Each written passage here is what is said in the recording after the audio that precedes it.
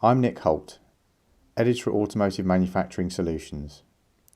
Equipmake was established over 20 years ago, and one of its early projects was the development of an electrical flywheel that featured a kinetic energy recovery system, KERS, used by the Williams Formula One team in 2009.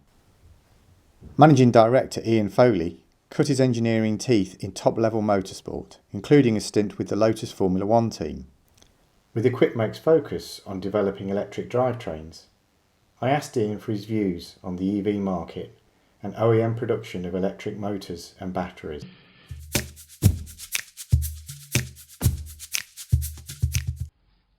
Interesting. I don't know, because again, there's a logical answer, and then it's a bit like the whole machining argument before, where the logical answer might be the wrong one. Because I think that there's the argument that, engines were part of the soul of a car, and those same car manufacturers, whoever they were, bought their gearboxes. The car manufacturers didn't make gearboxes because no one cared about the gearbox. So if one manufacturer makes millions of them, it's going to be cheaper. Why isn't that going to be the way with motors? That sounds like a logical answer. I think there's a lot of political pressure. Car manufacturers got a huge amount of people employed in manufacturing engines. They don't want to make them all redundant, so why don't they make motors? One of the benefits of electric motors is they don't require the same amount of development. The cost of development and productionization is lower than a drivetrain. So if a manufacturer develops an engine, he's got to use it for 10 years to recover the capital it will cost him $500 million to develop. Motors are simpler, so that means you could actually develop motors that are bespoke to a platform.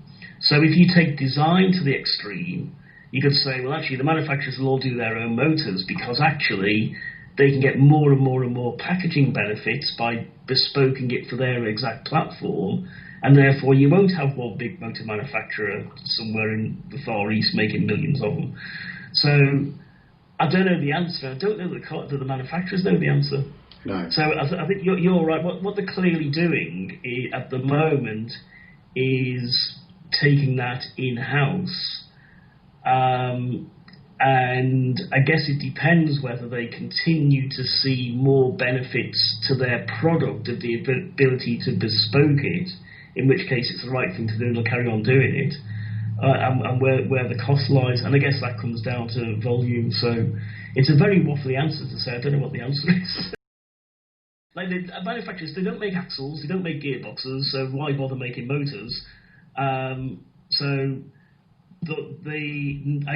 think nobody really knows. The technology is developing very fast. So things like, particularly in terms of inverters, there's a move at the moment to saying silicon carbide is going to be the way to go because although it's more expensive, you get benefits in terms of efficiency and size that mitigate that, and nobody actually knows. So the only way you know is at the moment when things are changing very fast if you're in there doing it. Yeah. Now eventually, if in 5 or 10 years' time, I often say that what we're going through now is a little bit like the computer industry in the early 80s.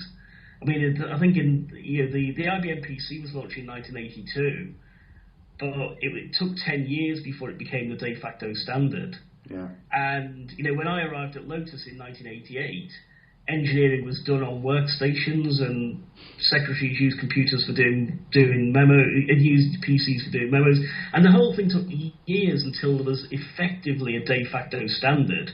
And then depending on what that is, depending on whether do you do your own or do you buy it from somebody else. And I think that's where we are with the whole EV development. So right now, where nobody knows the answer, you could say, well, in that case, if you're a car manufacturer, you've got to do it yourself because you can at least have some control over what you've got. And if it ends up that cars, that gives the designers much more freedom because people think of novel ways to package the motors and gearboxes that gives them a particular advantage for their model, they're going to want to keep doing that. If it ends up in 10 years' time that everybody... And again, if I go back to my youth, cars were all very different. You had ladder frame chassis, swing-on suspensions, flat 4 air-cooled engines. You go forward 30 years and cars are all the bloody same. The same configure engine, gearbox, etc., etc.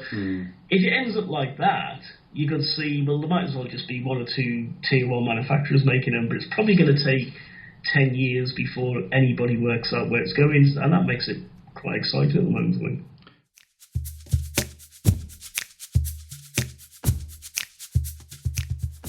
Thanks to Ian Foley for sharing his experience and insights. You can access all the AMS content, including podcasts, videos and technical features at automotivemanufacturingsolutions.com, and follow us on social media. I'm Nick Holt. Thanks for listening.